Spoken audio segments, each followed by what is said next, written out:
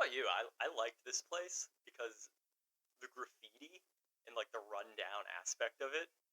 I don't know. I thought it was kind of interesting for a historic site. It made it unique to other historic like forts and stuff in the area. Yeah, where they keep them nice and clean and museum-like. Yeah, I don't know. I just thought the rundown aspect of it was really cool. You gonna tell them what place we're talking about? Fort Stark in Newcastle, New Hampshire. Newcastle, New Hampshire, which is an island. It is an island, yes. It's an island. While Fort Stark has like no spooky lore behind it, it definitely had some spooky vibes. And we were there during the daytime, but there were some of those rooms that were just like that one. We were too chicken, both of us. That narrow, like I couldn't believe it was not closed off because Yeah. they close off the weaker areas. But that one place, I'm like, and partially, like what if there is something spooky? Partially, what if there's a heroin addict? Like, Oh yeah, that place yeah. definitely has been crawling with Yeah. addicts and street people before. My favorite room was that Hellfire room with the fireplace where there was graffiti over it that said Hellfire. Yeah. But that was like that room definitely had eerie vibes to it. Oh yeah, for sure. The whole place really does. It does, and maybe it is the lack of preservation that adds to yeah. it. Yeah. Because the most that they've done with Fort Stark is they fence off the areas that are like condemned, the areas that aren't safe to be around. Oh yeah. But then you can walk around the perimeter of it, and then there's this section with like these almost prison cell looking rooms. They're not, I don't think, because why would it have a fireplace? Yeah. It was definitely like a fort. It was an operational fort for a long time. It was in all kinds of conflicts, but it actually they never saw combat there though. Mm-hmm. So it was relatively peaceful. But I mean, it was used during the Revolution, the War of 1812, the American Civil War. In the 1880s, they used it as a life-saving station. The Spanish-American War, World War I, World War II. All the way up to World War II. Yeah. It was, wow. Yeah, all the way up to World War II. But never saw conflict. Never saw conflict there. Yeah. It was an artillery base, so they had big artillery guns to, like, fight off warships if they ever needed to. Looking at the coast, I'd imagine that it would not be an easy place to move in on. No. Well, also, too, on that island, Fort Stark is on the southern end of Newcastle Island, and the northern end is right at the mouth of the Bay of Portsmouth, and Fort Constitution is on the northern end, and that one has like a wild revolutionary history, all kinds of haunted lore. Like that one's gonna deserve an episode of its own. Yeah. But most of like a lot of the military history of that island took place on that northern fort, not the southern one. But it's cool. The architecture is really cool of that building, and I don't know. I like the graffiti vibe. I'm usually very like salty about graffiti, but there's something about not preserving it that almost gives it that spookier element too. Yeah. Yeah, it's a beautiful area too. Like beautiful green grass. It's coastal. We walked out on the jetty. It's the site that is on is so incredibly beautiful. It's just so weird to see like such a rundown, desolate, decaying place piece of history in this incredibly beautiful spot. Yeah. Yeah, it's so fascinating. But I like it. I think it'll be sad though, because eventually they're gonna have to fence it all off. Yeah, eventually. Eventually, someone's gonna get hurt in the, well, people have already gotten hurt there. Like I was reading about. I really kind of looked into why wasn't this preserved like the other historic sites, and what I kind of figured out is that fort used to be owned by the federal government, and it was 1879. The federal government donated it to the state. So the state wasn't expecting to get it, and it didn't really want it. So they didn't have people to, like, take care of it or do anything. So immediately once it fell into the state's hands, and the feds kind of just abandoned it, then the place, Is it an at-your-own-risk place? Or could, like, because that's my thing, too. It's like, I think when you maintain a place, you're responsible for the safety of it. Yeah. And you can get a lawsuit, like, if someone gets hurt because of stuff. Whereas if you don't maintain it, and it's like a swim at your own risk Yeah. place. Because not every place you go swimming is lifeguarded, right?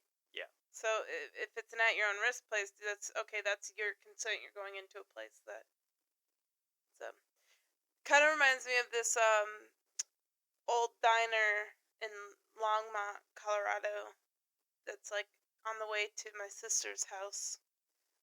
That's now since walled off because people have snuck in there. But it was this old diner next to this really decrepit, old-looking pool. And it's cool because Colorado history is old, obviously, but this like looks like it is like out of the 50s. Yeah, and you. I had Yeah, go ahead. I had my senior photos there because the architecture was really cool, but the building was condemned, so you weren't supposed to be in there. But I was in high school, so I didn't care. Yeah, abandoned places like that I feel like are way more common out in like the Midwest, the West, Yeah. and in general. Having a rundown place like this is so unusual for New England, which I think is what makes it unique for the area anyway. Well, and that diner has no history to it either, other than it was an old diner that went out of business, no one ever bought it, and then the building got condemned. So, like, there was nothing significant about it, but it's weird where Fort Stark, it was kind of significant, especially because it was active until World War II. Yeah. Or through World War II. Whether it saw combat or not, and New England is actually really good at preserving their history. They're very big on that. Most cities have like a section in their government department for like historical sites and stuff. And there's still a lot that's unknown about Fort Stark too. I think in 2019, I was reading that they started doing more investigation into the history of Fort Stark. Like they started doing like the LiDAR, the underground radar detecting, trying to find like other structures and whatnot. Because most of the buildings that are there now were actually stood up in the early 1900s for the Spanish-American War. Like the government put a bunch of money into that fort during the Spanish-American War because they saw use of it. But before that, all the structures that used to be there from the Revolution on really aren't there anymore. So they started doing that LiDAR stuff, trying to find like other possible structures and whatnot. They believe there's this place called Fort Hancock that was in the area. There's a Fort Hancock in New York, but this is a different one that they've read about. But they don't know what fort it is. They think maybe Fort Foster on the other side in Maine. They think maybe that could have been Fort Hancock or one of the other forts in the area. They think may have been called that. But Fort Stark is on the list of possible Fort Hancocks. You would think with how much action Fort Constitution saw during the Revolution on the northern side of the island that Fort Stark would have had some kind of like major conflict with it, but it never did. And I find that pretty fascinating. Yeah, because it's close. Yeah. It is wild. But now Newcastle, the island itself, has a is. bunch of haunted lore. Yeah, a lot of creepy stuff there. As most New England states do. I'm pretty sure you can find a haunted story in about every city. Probably anywhere, because, especially like small towns will make up their own folklore about something, or wise tale, or cryptid, or something, and all it has to do is, be a story that was told to you as a kid, and you tell it, and then you and your friends tell your future offspring, and that's how you get an old folk tale or whatnot, cryptid. Yeah. And the biggest one I read about, it's funny because you sent me the article to look into, and you were like, "Oh, poltergeist." Not once did they use the word poltergeist in that article. Okay. So the article's by a Dan DeLodge, and it's called "Getting Stoned in Newcastle." Yeah. And it's the mysterious legend of the Great Island Lithobolia. I probably butchered that, but it's Lithobolia. Rocks by invisible hands, a stone throwing devil. Cool history about this, though, is that in 1682, which was a time when a person accused of witchcraft might be imprisoned or worse. This man, George Walton, who was a local tavern owner and Quaker, he owned 1/5 of the Great Island, which is now known as Newcastle Island today. And he had the island's 512 acres, and he owned 1/5 of that. Damn. Yeah. And then he was in a lot of lawsuits that were land related. So he was like skeevily taking people's land and whatnot.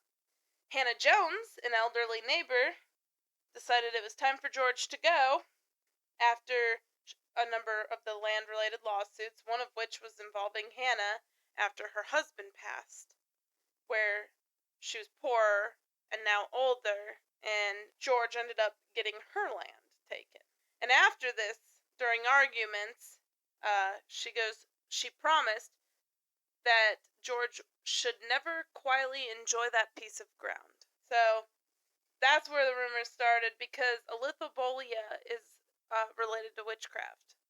Or at least they believed that, the rumors of her summoning this stone-throwing devil. And later on, that guy you were talking about, Richard Chamberlain, do you remember talking about him? He's the one who wrote the book on the stone-throwing demon. Oh, yeah. He wrote like a 7,000 word essay. Yeah. And he declared, that's the word they use in the article, but that when so people were having a bunch of like stones and pebbles and stuff like that thrown at them with like no culprit behind it. And some were like being thrown with like the force, enough force that it would bounce back a few yards after it hit something.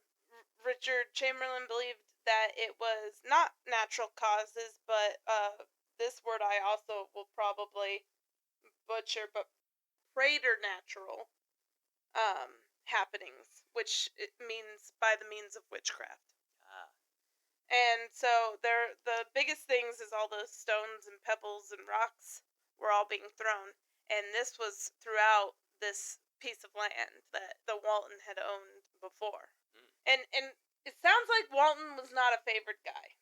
He, like George Walton, wasn't very popular with most people in Hannah, especially after he took her land, but they also didn't like that he had 2 Native American employees. I don't know why that mattered, but that was one thing that people didn't like about him.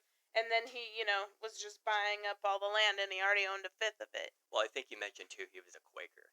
And at the time he was there, I think everybody else, including that elderly lady, was a Puritan. And the Puritans hated the Quakers. Yeah, that would make sense. Yeah. But I didn't go too much into his history, because the biggest thing I was researching is this Lithobolia that is still said to haunt the island. But it's more like a curse, or like a, summoning. But the only other thing besides the rocks and stuff was like a gate ripped from its hinges. Walton and friends would be pelted with rocks. They saw stones being thrown with enough force to bounce back a few yards. Then the weird thing is they would find like stones would be thrown into a pane of glass, but it didn't break. It just became lodged in the glass. That's wild to think of. Like, imagine throwing a stone at a window and it just being stuck in there instead of shattering. It's wild. That would be wild. The entity seemed to enjoy creating a racket with stones. Repeatedly, it would mortar the stones at pewter items like candles, bookshelves, that kind of stuff. It was said at the inn, the tavern, and then especially George Walton's house and like neighboring houses. So, but again, he owned a lot of land, and if the curse was directed towards him and like people that come to own the land, that's why they're getting this thing. As I said, the Lithobolia is a stone-throwing devil, which is a result of witchcraft. And the reason I'm bringing this up is because originally you just chalked it up to poltergeist, which, you think of some entity throwing things. Yeah, I think you I read... think of poltergeist. Yeah, I read a similar article that called it a poltergeist. And Which... I don't know the difference between ghosts and poltergeists and everything like that. Yeah. Maybe you could explain that, but... I did see some articles, too, where others, like modern day today, people believe that there is a poltergeist that haunts the island. But what if it is just a stone-throwing demon? Or devil, whatever they want to call it. What if it's just them? Because all it is ever saying is, like, throw stones and pebbles. Whereas poltergeists are, like, known for knocking books off shelves and other items, too. And usually specific to a location. But a poltergeist is a manifestation of a disembodied spirit of low level. They're also, fun fact, they're also known, or believed to be closely associated with the elements. So earth, wind, fire, water. And the reason I think people mix these two things up, the lithobolia, is because poltergeists are also known for their disruptiveness and violence towards the living. Okay. Yeah, so that makes sense why I saw poltergeist a lot mentioned. Well, and in 1682, lithobolia that was more associated, like, with witchcraft and stuff. It was more popular at that time. I think poltergeist didn't really become big until that movie Poltergeist came out in... Let me get that date. I'm not sure. Well, I mean, there's always been lore of it, I feel. 1982 is the first Poltergeist movie. Yep. Interesting. It's really spooky, too. Yeah. But, like, poltergeists are also known to, like, turn on TVs to, like, the static channel, like, back when people had box TVs. That movie's actually good. I like that film. Sounds to me like poltergeist. So what you're explaining to me is poltergeist, they interact with, like, physical objects. Yeah. Where it's like ghosts and stuff don't. Is that kind of like... Well, poltergeist is still, like, considered a spirit. Okay. It's just like a low-level spirit. Like, what do you call that when you can make yourself appear? Manifest. Afterlife. Well, but so it's a manifestation in a way still, because it's using its energy to interact with the environment and the place that it's in. Whereas, like, some people see spirits, and that's, like, considered a different type of... But they're all considered ghosts. Yeah, okay. Like, a poltergeist is still a ghost. Okay. It's just a different type. Yeah. Now I know. Yeah. But it's also hard, because with all of that kind of stuff, like, you could read an article that also says poltergeists are way different than ghosts. You know? That's the fun part about lore, is nobody's exactly right and nobody's exactly wrong, because yeah, it's a belief. Well, it's, yeah, the urban legend stuff, and that's what we're about. I love looking into stuff so like it's that. really cool. That's pretty cool. Well, like, I play that ghost hunting game, and the purpose of the ghost hunting game is not to extract the ghost from... So, phasmophobia. It's not to extract the ghost from the house. It's to determine what type of ghost it is. So that way you can tell, like, that way a team goes in after you. Like, that's what the thing. So you find the ghost, and then you escape, essentially. And there's like, 20 different types of ghosts. But they also can, like, in this game, they list demon as a type of ghost. They list an Oni as a type of ghost, and a bunch of other different things that aren't necessarily considered ghosts. Yeah, that's pretty interesting. Man, I still can't believe... Spirit is almost the better word. Yeah. I still can't believe that there's no, like, urban legends or lore around Fort Stark. Because that place was just crawling. Like, of all the places we've been, even with places that have, like, acclaimed haunted activity, no place we've ever been to has given me, like, the uneasy feeling like Fort Stark does. Yeah. Yeah, that place is crazy. The Erie Cemetery did it to me. Yeah. In Colorado. But yeah, Newcastle Island's pretty cool. Fort Stark's really cool. You know what I found out, too? Is, you know when we get there, that brick building that's right by the parking lot? That's a museum, and you can go in there, and they have all kinds of, like, history and stuff. It's never been open every time I've ever visited. I don't know. It's probably open by it's probably run by volunteers, which is why it's not open often. But that would be something cool to check out. Or if anyone's ever there, and it's open, take the time to go in there. That's not the machine shop. Yeah, that machine shop, that brick building is a museum. Yeah, because that first one is, and I'm like, it's never open. And it looks structurally sound, and Yep. it's not fenced off. It's really cool, though. Like, that place is just, yeah. There were 2 rooms that gave me extremely uneasy vibes. It was that fireplace room, and then the room after, on our way back, that we went into that had the dark crevice where you could go right or left, and it looked like it went for a ways. Oh, yeah. Yeah, it was used, the fort, after like, the wars, after World War II in 53, the Navy took it over. And then from 53 to the 70s, the Navy used it as a reserve training center. So it was like a Navy reserve base. But they had, like, when we first got there, we walked up and they had those almost Coliseum looking areas. It almost looks like a stage. Yeah. Well, that was actually where they kept the big artillery guns. And they would face out into the water because it was for harbor defense. So if there's ever ships or submarines, they could hit them with the artillery. Over the years, since its beginning, that place has always been like an artillery outpost. Like even in the Revolution, they had cannons and whatnot there. Yeah, there's a lot of interesting history.